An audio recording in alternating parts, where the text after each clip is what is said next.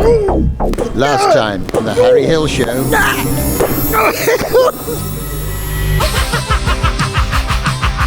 Harry Hill Show! Hello there, I'm Harry Hill, and this is my show. It's the Harry Hill Show! So, Gary, with the two figures, I want you to show me what Licky did to you. Oh. The guest is here, Daddy. All right, well, we better welcome our guest. Henning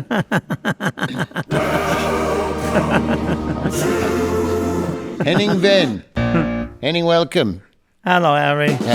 Oh, I'm so sorry. Licky, the Harry Hill Show mascot. Licky, the Harry Hill Show. Previously had a job at Ascot. Licky, Licky, Licky. Sorry about that. Licky. Hello, Licky.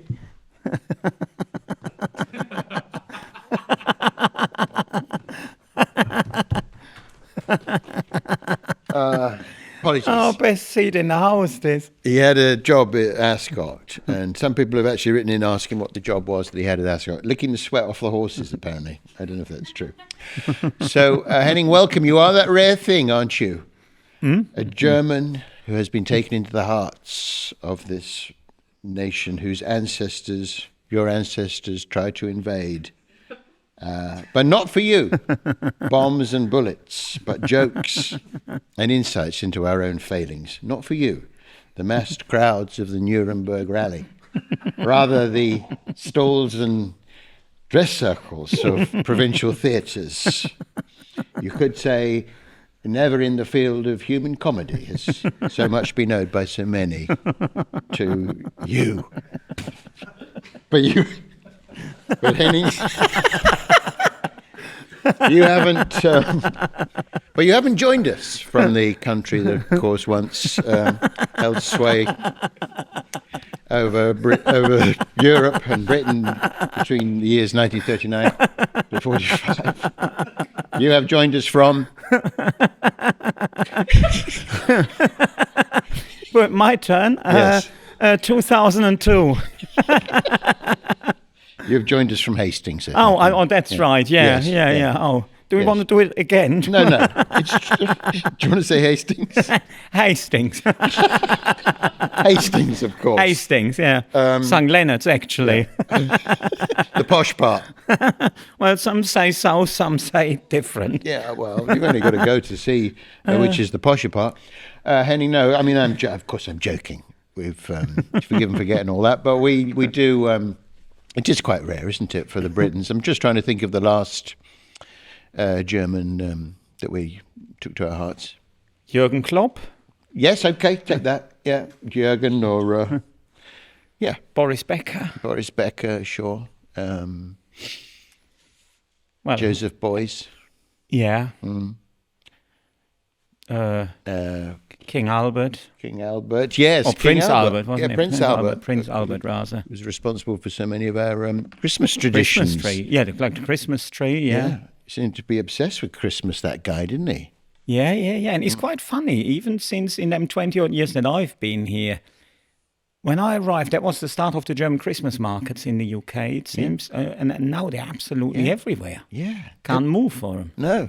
Selling all And that. they start like in October and don't finish till March. Or Yeah. And it's like loads of those sheds everywhere. You go to what perhaps used to be a thriving high street, and it's full of these wooden sheds. Wooden sheds where they're flogging sort of laser-cut pine mobiles and stuff. It's quite funny. So you go to all them stalls on the German market, and I'm always surprised how many of my countrymen these days are fluent in Romanian.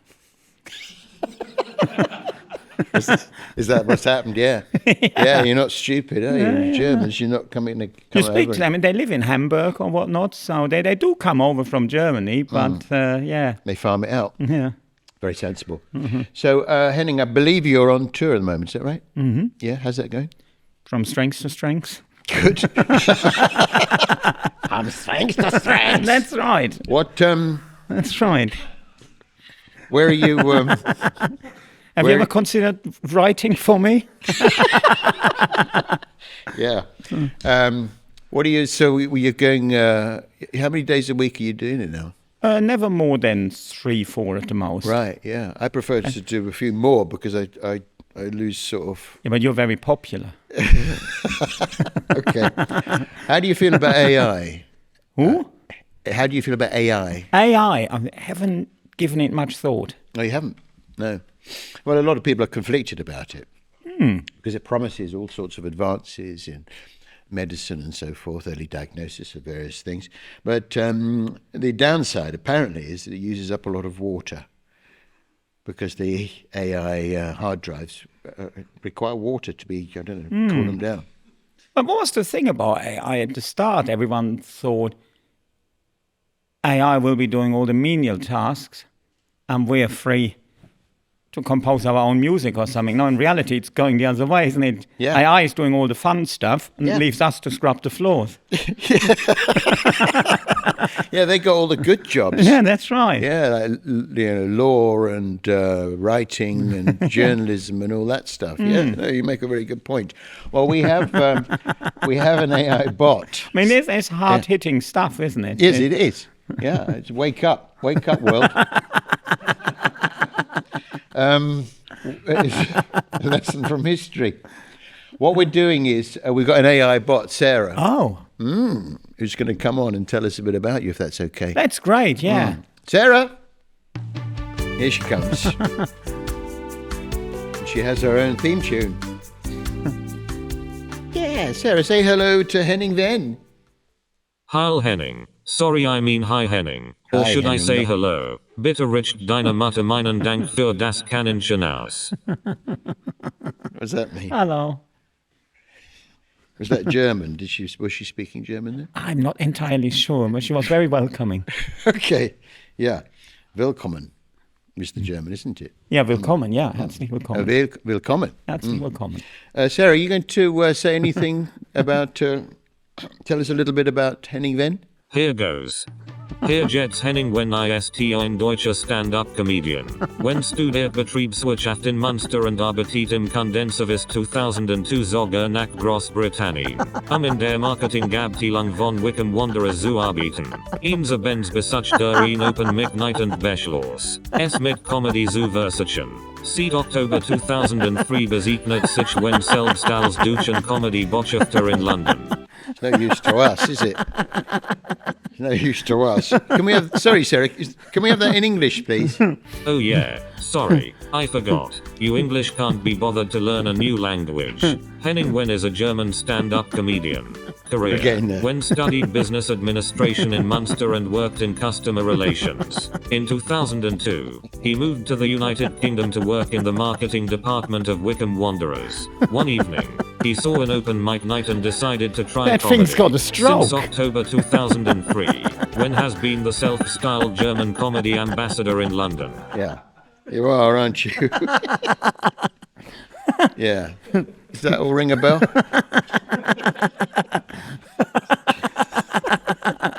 Does that ring a I bell? want to get myself one of them. I mean, they're really good, aren't Yeah, they? around the house. Yeah, around the house. Look how versatile he is. She is. Those hands. Yeah, quite a masculine voice, isn't it, for being Sarah? Yeah, I quite like that about Sarah, though. And she's got those tiny hands. Or gender fluid, or what? Yeah, maybe. Yeah, maybe. And she's got those tiny hands for, fine work. What do you identify as? Yeah, that'll do. Oh, she hasn't been programmed to answer your question. She doesn't recognise your voice. You see, it's a bit like Siri. So let's just recap on some of that. So is that what you studied? Business administration. You studied business administration, is that right? Yeah, and Sarah was my tutor So how long did you do that for? until I knew enough. Okay. I said, "You're good to go into the world now. Right. You go out into the world." Okay. So that was like at a university or something, was it? Yeah, yeah. Okay. And what was the plan there? What did you want to do? Was it did you have a plan?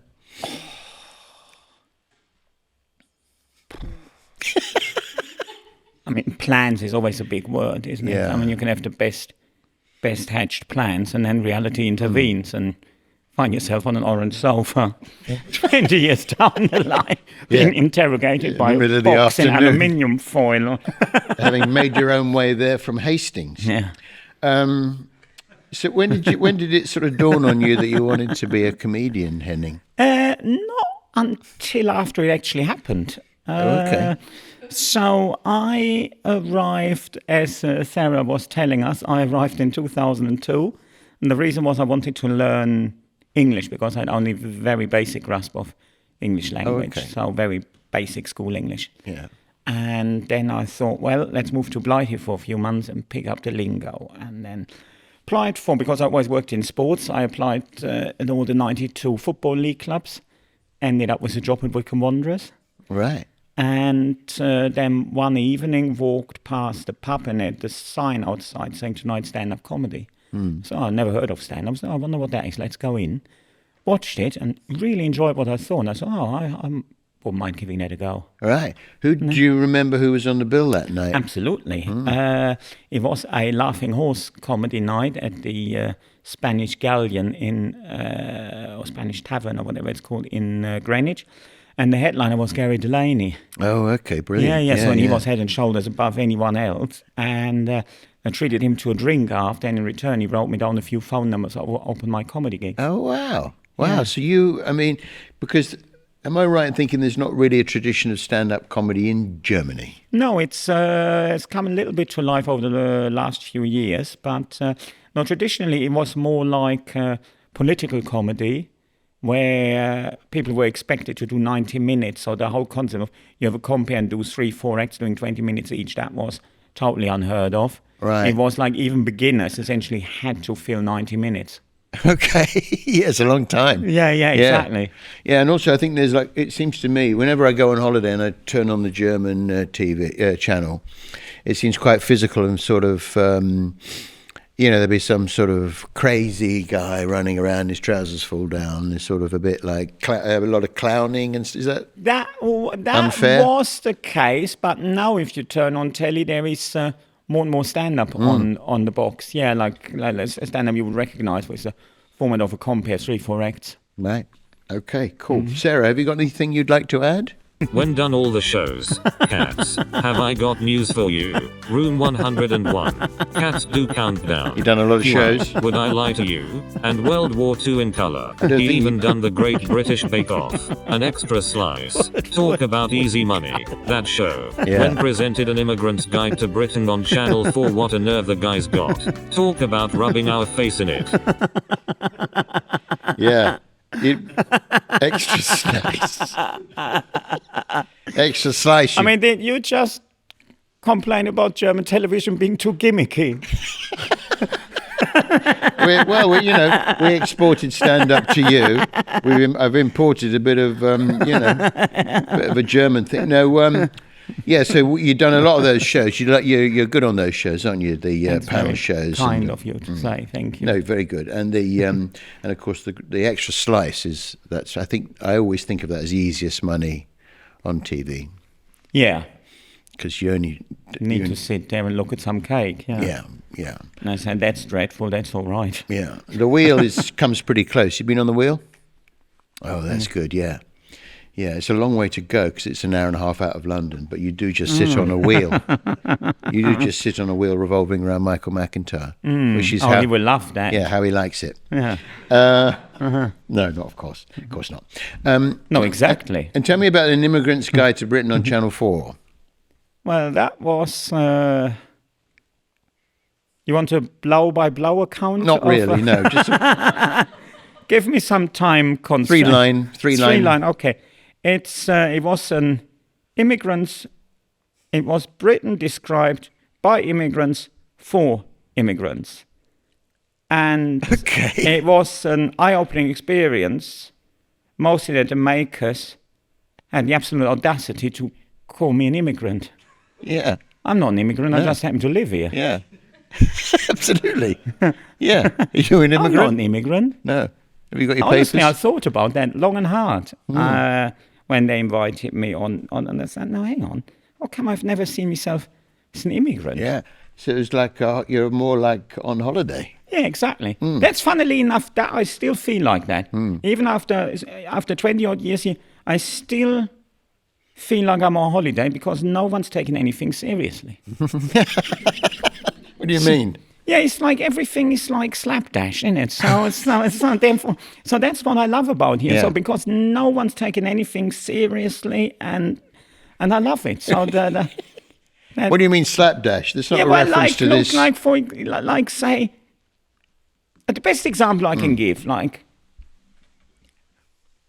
in Germany, if you want to become a plumber, you have to go through a 7-year apprenticeship. Whereas in Britain, it's enough to wake up one morning, self-identify as a plumber, and give it a good old go. So in this total sense of freedom, I absolutely love it. And that's why I love being here, because no one's taking anything too serious. So, and then they plumb something is all rubbish. Well, they make a joke about it, and then, oh, yeah, all right, you're all right, mate. So, and then... Yeah. You only live once, you might as well not... Yeah, it didn't used to be like that, did it? There's an older guy in the audience. Yeah. So that is what is so good about living in Britain. Like, everything's achievable. You can try your hand at absolutely anything, and no one's holding anything against you. So, as long...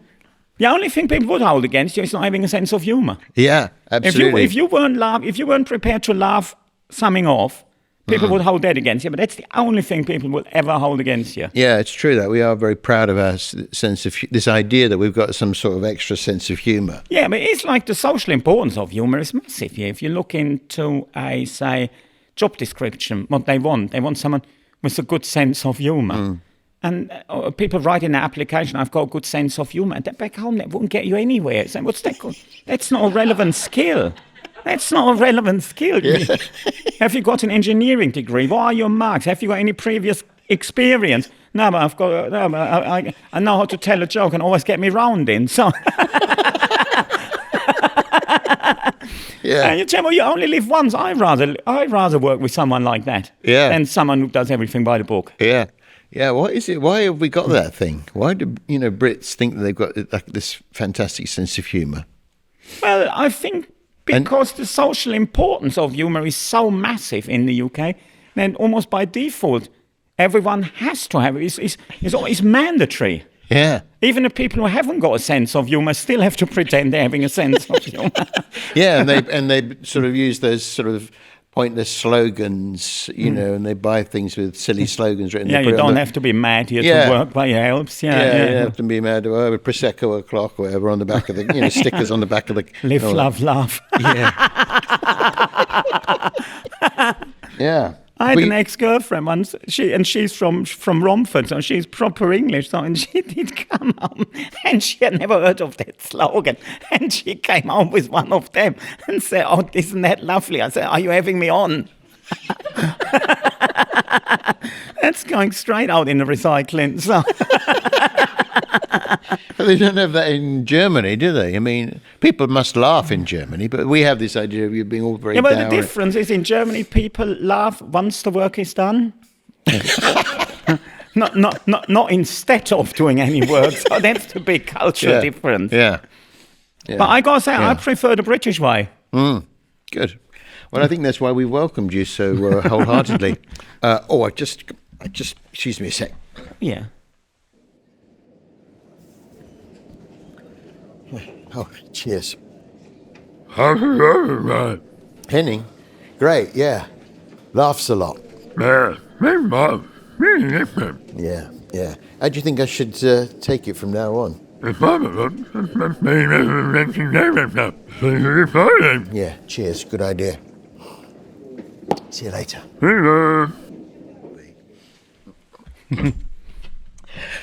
Right, Sarah, have you got anything further to add about Henning Wehn? When was the presenter of the BBC World Service radio documentary Wall in the Head, in which he explored the invisible cultural and psychological divide between East and West Germans 25 years after German reunification following the fall of the Berlin Wall?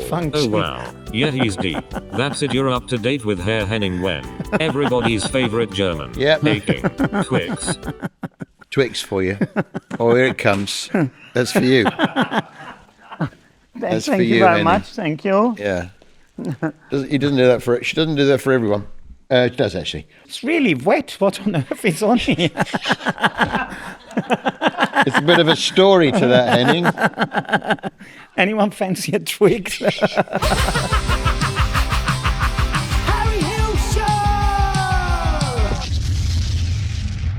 Regency Innovations, in association with Royal Mail, are proud to present a new set of stamps celebrating Great British Low Points, including Liz Truss's mini budget, I am resigning. Keir Starmer sucking up to Donald Trump, This is really special. This has never happened before. This is unprecedented. and Gino De Campo taking over family fortunes. But our survey says Well, without these low points, how can one appreciate the high points? Like, I don't know, Celebrity Traitors? Wasn't that good, was it? The backs of these special stamps are flavoured, so that when you lick them, you can actually taste the low points too. Here, muck and sausages. Buy 6 sets of Great British Low Point stamps and get the Liz Truss Cock-Up Coin Collection and a Peter Mandelson Cuckoo Clock absolutely free. Warning, may cause uneasiness, disappointment, lethargy, thrush and diarrhea.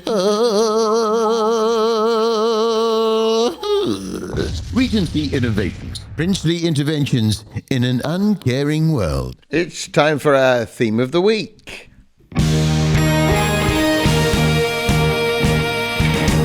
Clocks.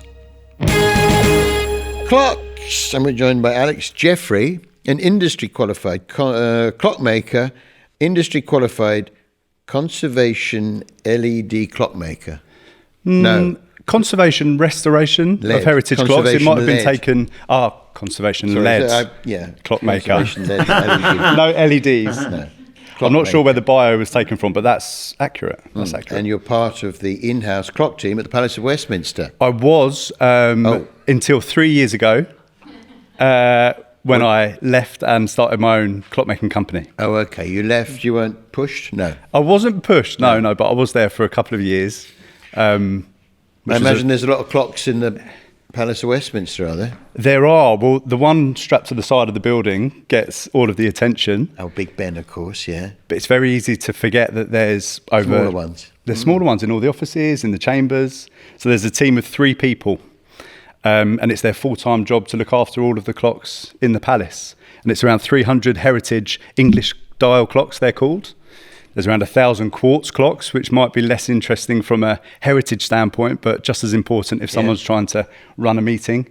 And of course, Big Ben as well. What about wristwatches? You go around winding up the MP's wristwatches. We don't do that. We stop there. No, we do stop there.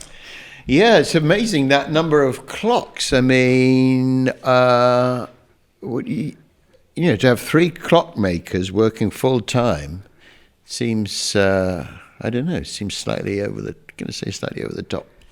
Until I think Who's this should be paying more. for this? Well, it could be a team of 5 quite easily. It's quite a demanding job, and it has its own unique schedule. The idea is that you get up very early and you do the majority of your work before anyone gets in. Right. So you don't get under people's feet, and if you have to go in and wind a clock or work on a clock in the palace, you don't have to knock on the door of an important meeting or something like that and get in the way. A bit like a paper round. Similar. Sorry, exactly. I didn't introduce you. This is Henning Wehn, of course. Hello. Nice to meet you. Hello, yeah. So you'll be really busy then twice a year. Twice a year, extremely busy. Yes.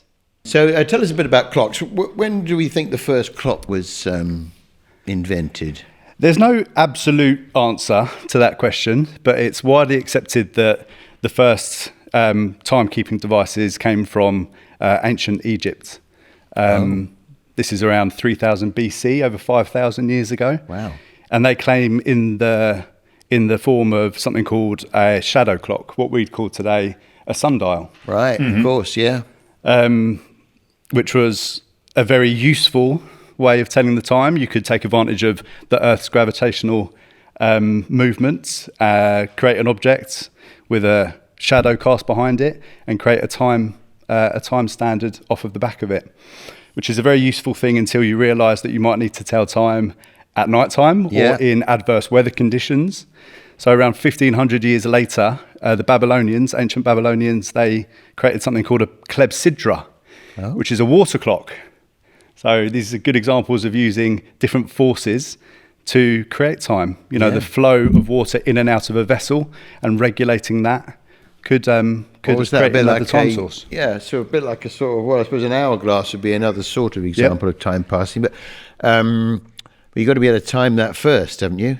Haven't you got to be able to time the water to work out what the clock is? But how would you do that in the first place? Well, you're regulating the flow of the water in and out, and the way you regulate it is up to you.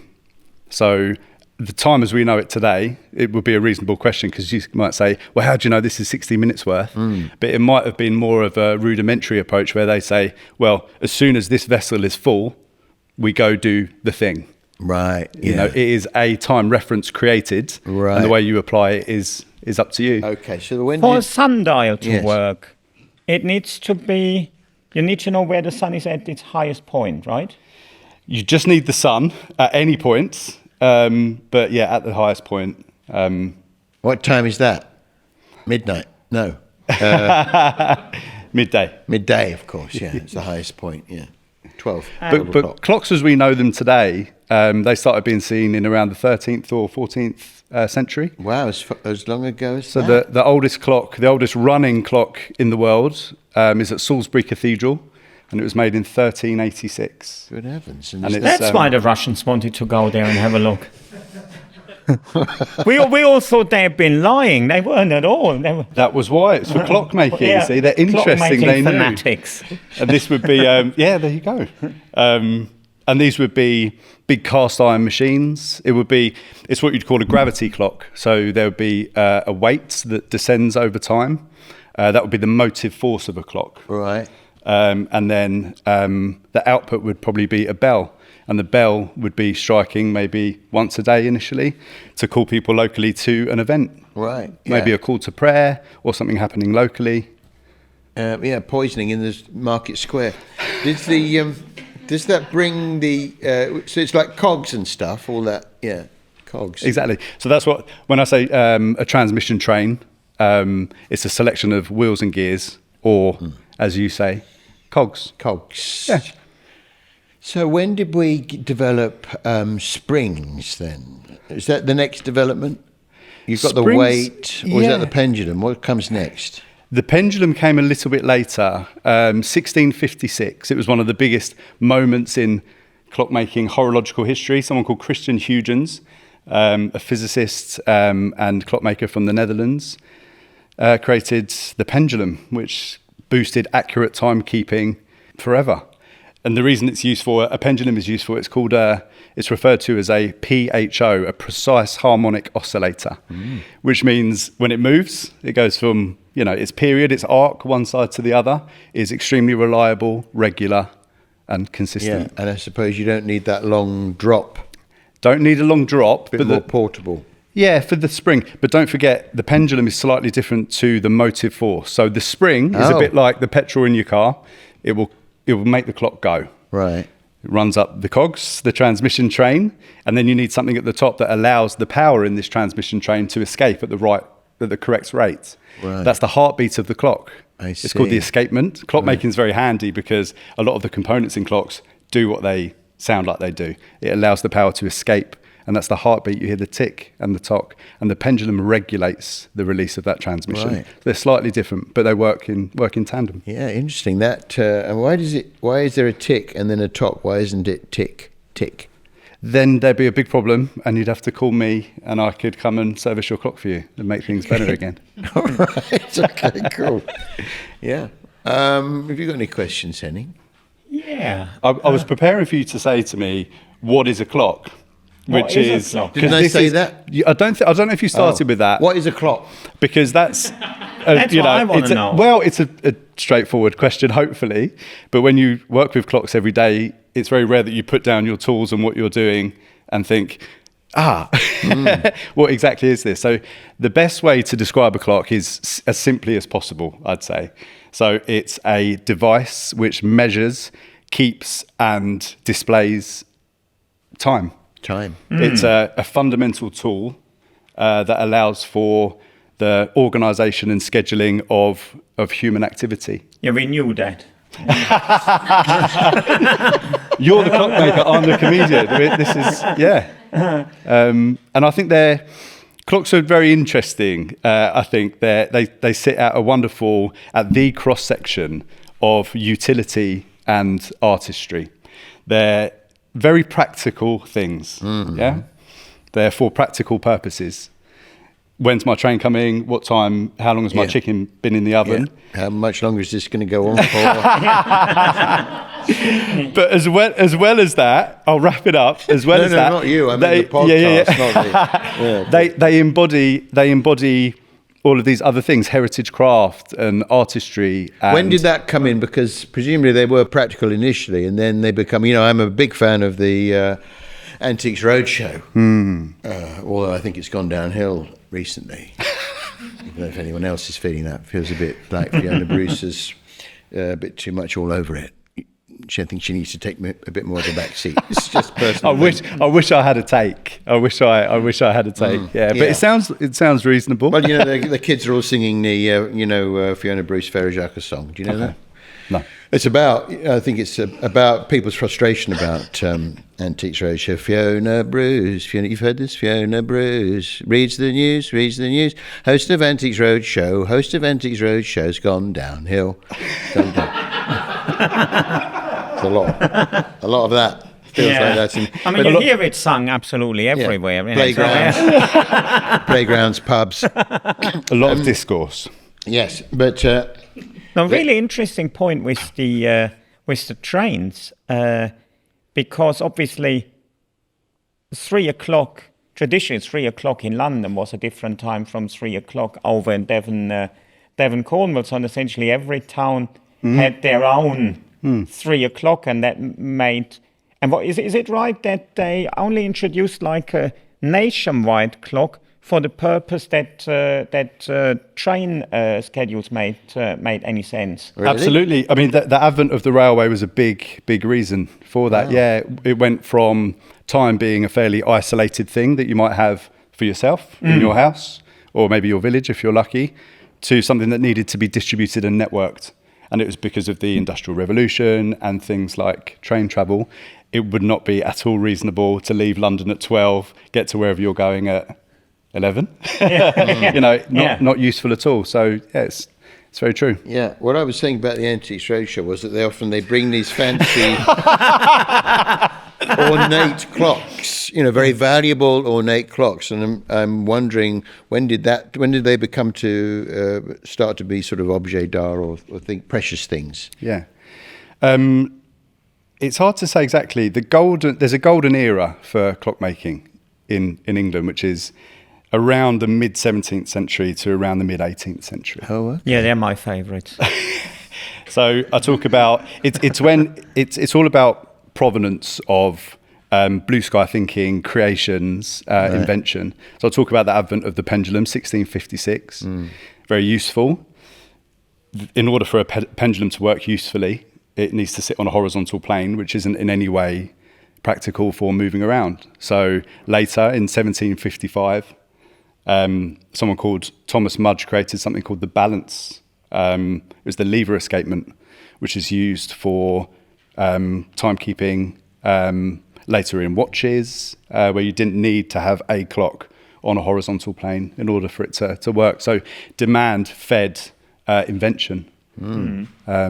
1761, John Harrison solved longitude at sea because he realised that he could create something where that was possible. An adaptation of a lever escapement again. So it's all about the steady progression of demand. And what's the future of the clock? Very good question. I wish I'd asked that question. Do you want to ask it, Harry? It's so profound as well because it's talking about time and it's referring to a clock. I think there seems to be a real interest, more so at the moment, increasingly with craft-based skills. Yeah, the repair shop. I was going to say, in light of you bringing up the Antiques Roadshow... You've been on that? No. You watch this after they've seen this. You're going to straight in. Mention my name. I mentioned Oh, your that's name them at now. the door. Yes, Alex. Yes, his name's Alex Jeffrey. Yes, yes, I'll put you in touch. Yeah, Antiques Roadshow, the repair shop. It's a very useful thing because it brings this kind of conversation about the importance of the artistry of design and craft skills, working with your hands, knowledge passed down from tradition, the importance of keeping that present. How did you get into it, Alex? Is important. I did a very, very traditional route. So I learnt my trade, my profession, in the traditional way that these skills are handed down. So spending time with and watching skilled hands at work. So I did what's called a time-served apprenticeship with an old English clockmaking company. And one of the things I love about it is it's a bit of a misconception that clockmaking is pure engineering. Everything, people think maybe everything is perfect in a clock, and it's something that absolutely works without any generous tolerances or anything like that. But rather than pure engineering, I think clockmaking is very much rooted in the arts and crafts community. There's lots of it that goes into a clock, lots of different skills. I spent time with blacksmiths, glazers, sign writers, gold leafing, as well as the machining and the making. So it's a wonderful profession for job satisfaction, because all these things unite to help create something. And you're a clockmaker, and where do you sell your clocks, Alex? I don't. So I'm on the back end. I focus on the conservation restoration of heritage clocks. So I do a lot of servicing and restoration work rather than retail. I work in an amazing place in West Norwood in South London called the Clockworks, which is three things all at once. It's a museum with a permanent collection of clocks from 1840 to 1970. It's a resource space, so people doing projects, research, students, whoever can come and use the library. But it's also a workshop where conservation is in practice. It's all open plan in a light industrial building, lots of bare brick, lots of good lighting. So I'd encourage people to visit. We should go and visit. It's an amazing place to spend some time. Yeah, it's not far from here. Yeah, Harry, do you want to ask Alex how he feels about mobile phones, seeing people carry the time on their... I was just getting to that. This is good. It's a good system. But Henning makes a very good point, because, I wear a wristwatch. You're wearing a wristwatch, Henning? Never have done. Never have done. Fair enough. Because I like it, they're just in the habit of slightly habitual. But my kids don't wear watches, they just have the phone. What might be lost is the ability to look at it casually, quietly. If you're in a meeting, if you're somewhere where you might not want to be, you can glance at your wrist. Getting your phone out and doing this is brazen, isn't it? But it's not a problem at all. I mean, the evolution of time, the way it's been networked, the way it's available to everyone, it can be on your phone. You could have something very rudimentary like a sundial in the garden. But there got to be fewer people these days that buy wristwatches than, say, 30 years ago when it was an extra necessity. Maybe so. I can't really speak to the wristwatch industry. Clocks have always had their place because there's a collectorship, and I think they're more inherently... they have a market for people that find them interesting as relics, as having a place in time, in history. Watches is linked to the jewellery market. Yeah. So I think it will always survive because of that. It's linked to something that we see a lot of. The jewellery trade being very popular. I mean, that is like if you go back, say, 40 years ago, people's stamp collections, they could be worth an absolute fortune. Yeah. And now, because there's no collectors left, because it's just not in people's psyche to do anything with stamps, so they're effectively worthless. And that's why I have to keep working.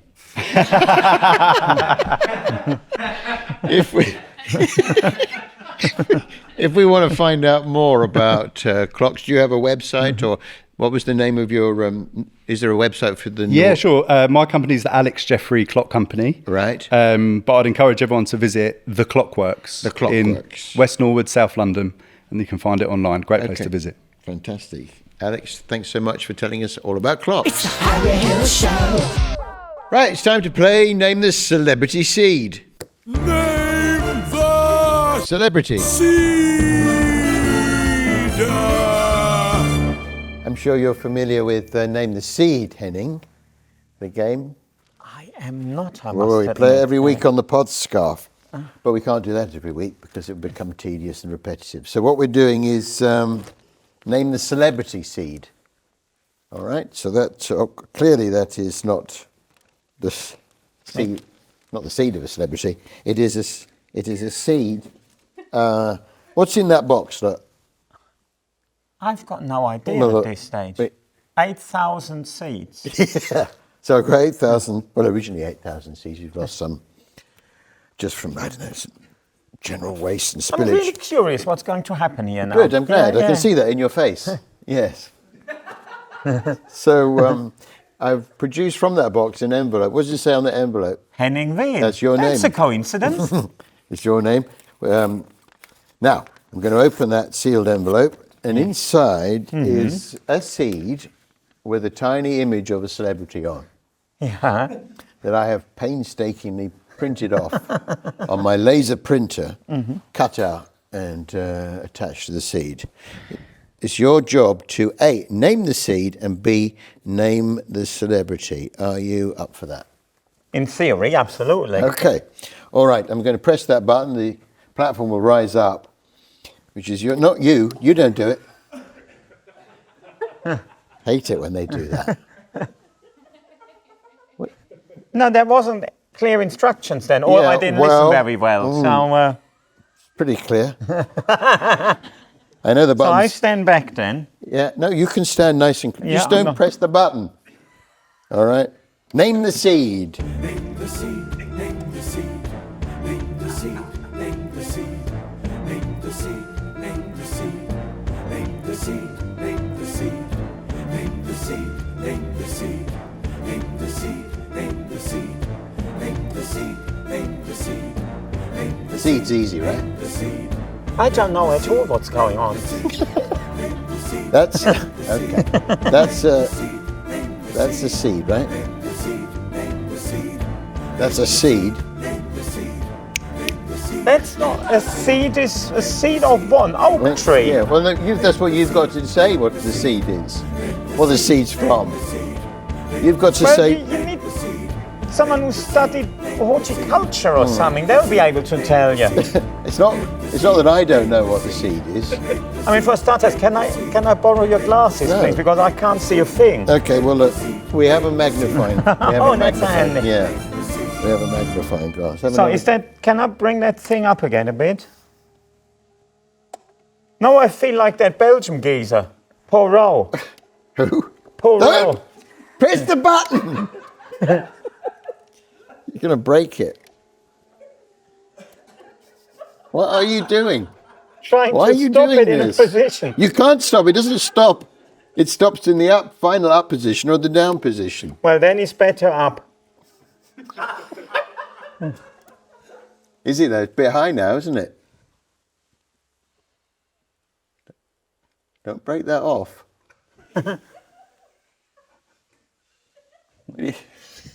That's horrible. Yeah. So now, in an ideal world, what would I be seeing? Well, you can see the seed. I'm still unsure what you mean by seed. Well, that coffee thing. bean. Well, are you saying coffee? I don't know. Well, have a go. So, and then there is a celebrity, a Yes. picture of a celebrity Yes. on there. On the seed. I mean, sometimes I think I'm not for this world.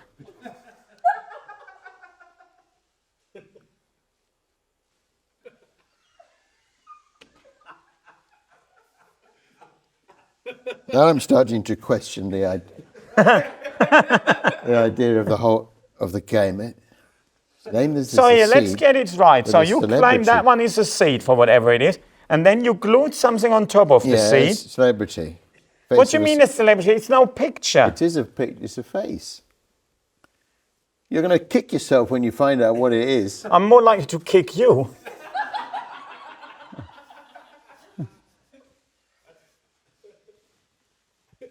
Don't. That you think is a face. Have a look then yourself, and you tell me that's a face. Well, I know it's a face because I printed it off and stuck it on the seed. Yes. Oh, it's upside down. Yeah, it's upside down. Yeah, I know. Okay, that's let's clear to try me. again then. This is coming into focus. Stop. Tell you what, I'll bring it down Yeah, and then have you're a really look getting the then. hang of that, aren't you? That is like an antenna. There's a reason for that. Yeah.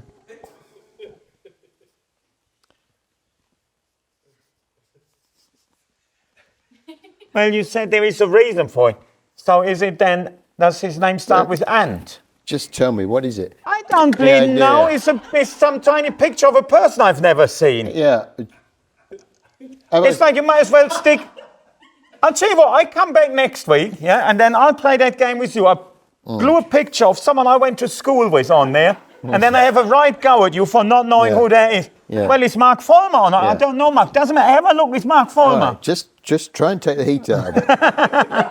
Deep breath. Dear, oh dear, from 0 to 100. I have to blow my nose, I'm so upset. So am I. What is the... So, I hate myself for having to ask this again. Do you want to guess what the type of seed is? If you were to plant that, what would grow? Have a guess. A tree? Okay. Yeah. Who is it then? What is it? You're saying I give up. No one's ever given up. Most people would have a stab. It felt to me like you prefer me giving up, but I'll have it. Give us them glasses again. I gave up in your best interest. This is too high up. We probably don't need the platform that it's on. You know, if we were to take 6 inches off it, but everyone's a different height. You should have seen Deborah Meaden. I had to hold her up. Did she solve it? No. Some people have, though. I mean, that's an easy seed. Out of curiosity, who in here knows what's going on? Alex, now as a master clockmaker, have you got any idea who this is or what's going on? Have a look. Have a look. Come and have a look, Alex. He's going to get it first time. Come round. Yeah. It's highly unorthodox. Have a butcher's. I can see there's a picture on it from here. Yes, it's clearly a picture of someone. Yeah, you with your young You'll eyes. get that. You'll get that. Not as tall as you. You want it down? No, it's okay. And you see, he's used to looking through a magnifying glass because he's a clockmaker. Highly specialised. See that delicate touch in which he handles it. It'll blow away. Who do you think it is? Right now. The atmosphere is electric.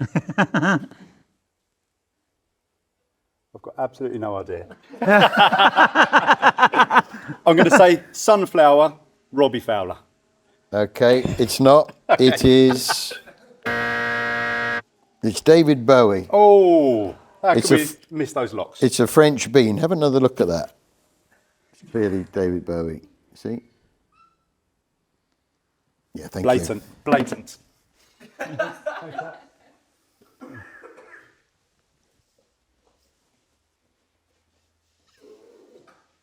Why don't you believe me? Why would I go to these lengths to trick you? That's too small, Harry. That is just too small, I'm afraid. That was Name the Celebrity Seed. Celebrity.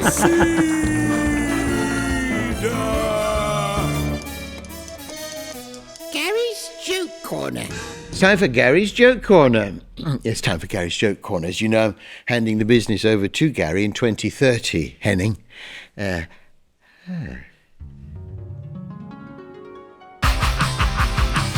Hill Show!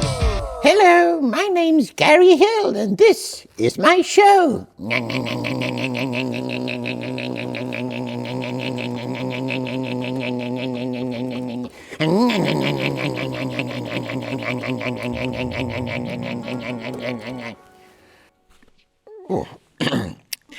Gary's only 12, but he's taking over from me in 2030 when I retire from the game. And so he needs jokes. Henning, have you got a joke for me? Oh, I'm sure I do. Henning? You want to hear it, Gary? Yes, please. Okay. Two fat blokes go to the pub. Yes? Says the first one, "You're around." Says the other one, "So are you, you fat bastard." You like that, Gary? I like that. A bit rude for me, though. I'm only 12. Okay. He's only You 12. want to hear another one, Gary? Yes, please. Why did my grandfather cross the road? I don't know. Why did he cross the road? To occupy France. You like that, Gary? Yes, I like that one. That's very good. Not sure it would work. Not sure it would work for me. Yeah. No, I mean... That's a good point, Gary. Yeah, that's a good point. Yes, because actually my granddad, between the years... the poppy had special significance for my granddad because between the years 1939 to 45, he was a heroin addict. Gary, have you got a joke for us? Yes, Daddy, I have. Daddy. Don't make that noise, Gary. Why not? It'll limit my appeal, Daddy. Daddy. How does an ant do inverted commas? Well, Gary, is it like that?